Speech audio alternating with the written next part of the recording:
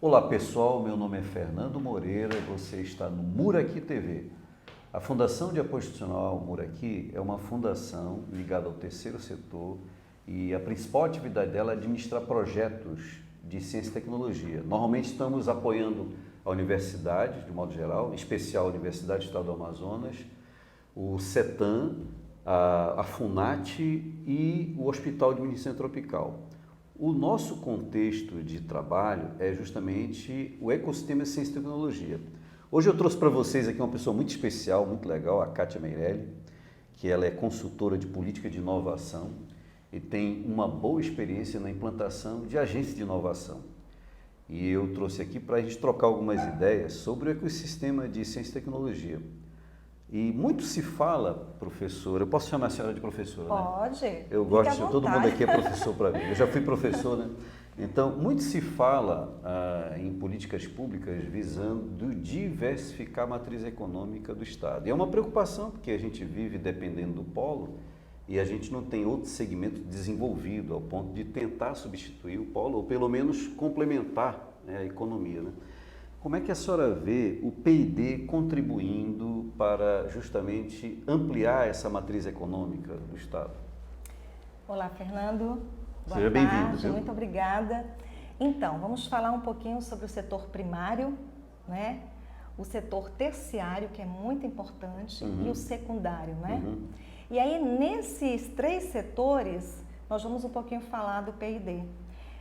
As leis que envolvem a inovação e a própria informática foi muito feliz no sentido de democratizar e privilegiar todos esses segmentos. Né? No decorrer da nossa conversa, eu acredito que vai ser possível a gente explanar um pouco mais quando nós falarmos, por exemplo, das áreas prioritárias.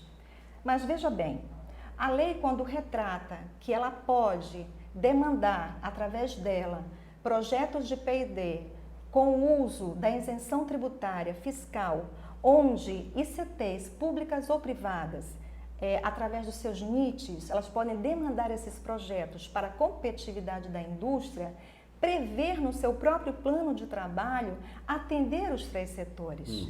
Porque você que trabalha com projeto, você sabe disso. No plano de trabalho, vai ter lá, sim, de onde que vêm esses insumos, né? Quem são esses fornecedores que vão atender parte do meu plano de trabalho para que eu possa executar o projeto, né?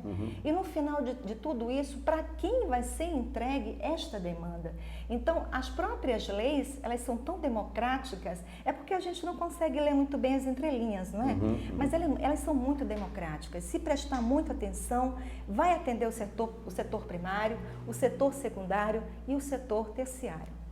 Ótimo. Então, olha só, professora, eu sei que existem os programas prioritários e as grandes áreas do campo do conhecimento foram contempladas na legislação. Eu lembro de algumas, como por exemplo pesca e aquicultura, fármacos e cosméticos, energia renovável. Eu diria assim, como é que a senhora vê a importância então da lei? Porque normalmente a gente tem visto muito investimento só na área eletroeletrônica. E a lei já abriu uma oportunidade para a gente começar a investir nessas áreas que são áreas importantes de indústrias que são, vamos dizer, que vão usar o insumo local, né? Então, por exemplo, eu lamento muito que a gente não tem uma indústria muito forte de fármacos e cosméticos com a grande biodiversidade que a gente tem aqui na região, né? Perfeito.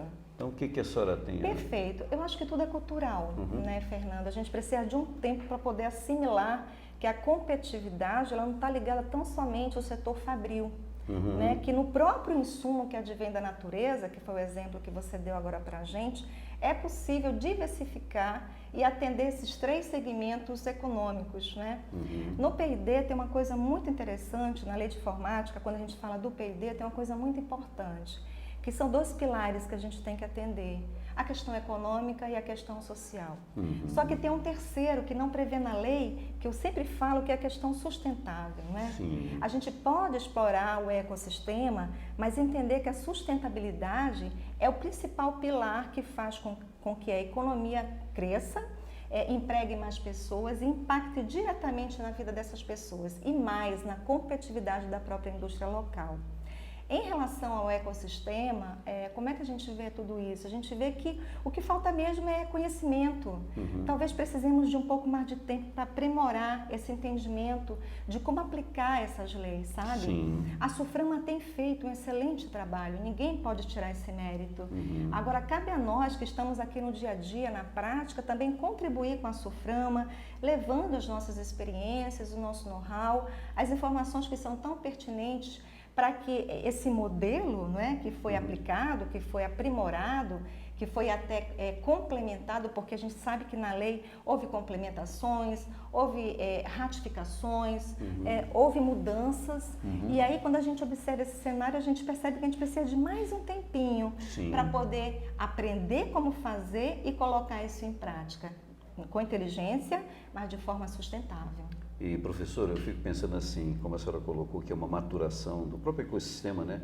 As próprias instituições, eu fico pensando assim, elas têm que realmente fazer o que a gente chama de transferência de tecnologia, né? Ou seja, algo aplicável, né? Exatamente. Então, como é que a senhora vê essa boa entrega, de forma que até o financiador entenda que foi um bom investimento, trouxe retorno para a sociedade, em termos de geração de emprego, inovação, marcas, patentes. Quer dizer, essa é uma responsabilidade das ICTs públicas e privadas fazer essa boa entrega, né? Perfeito, Fernando. Vamos falar de segurança jurídica, não é? Eu acho que todos nós, quando nós adquirimos um produto ou fazemos uma parceria, o que a gente busca? A gente busca segurança, confiabilidade.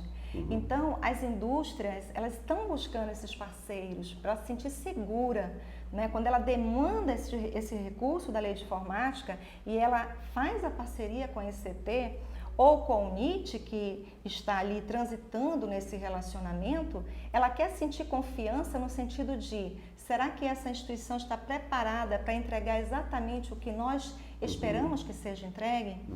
Um segundo ponto muito pertinente é que estes ambientes, eles têm que ter as pessoas com os perfis certos, sabe?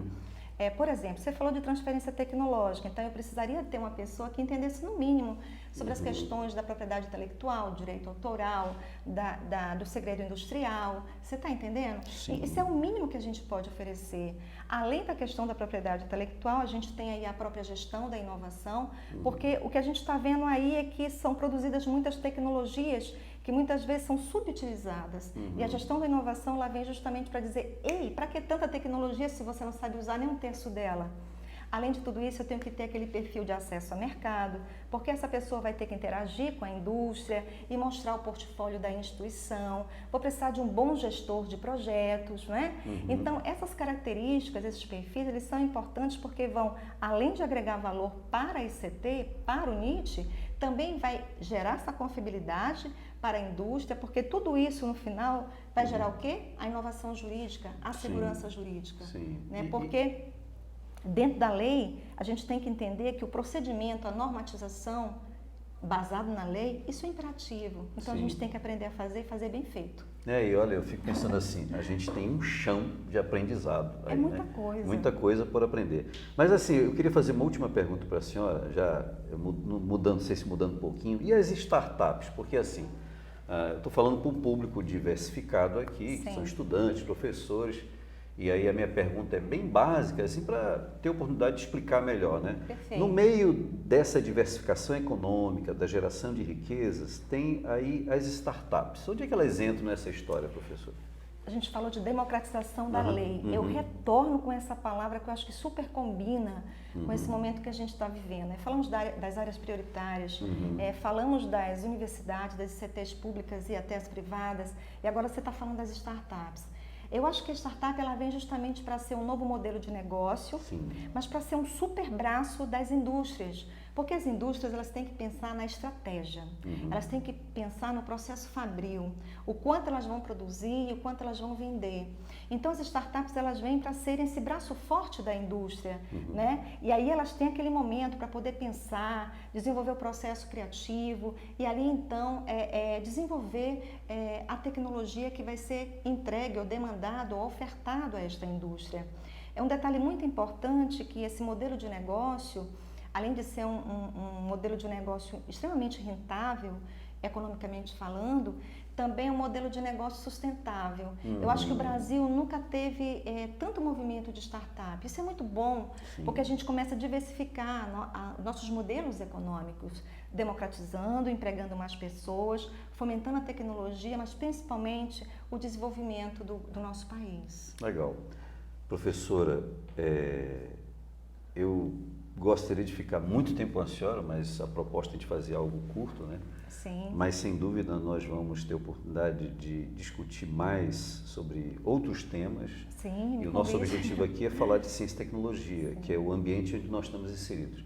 Professora, muito obrigado. Eu que agradeço. Tá. Conte sempre conosco. Tá legal. Pessoal, até mais. Tchau.